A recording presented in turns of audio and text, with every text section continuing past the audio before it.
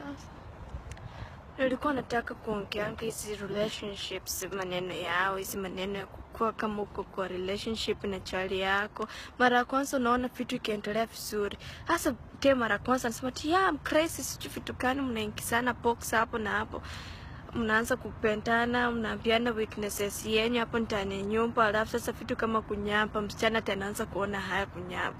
Chali yako ndio huyo mnyambie, muonyambie, muoneshe pia unajua kutoa atomic bomb, unajua kunyamba pia vizuri.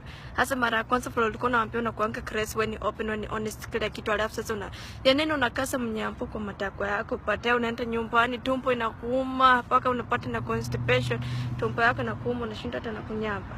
Kama unajua kunyamba, achilia hapo hivi chali yako na unakuwa honest na yeye. Unanyambiana, unaonesha mkani ndo anajua kutoa ile hewa mbaya sana. Unajua nani anatoa, anaweza tengeneza ile atomic bomb ile kubwa sana.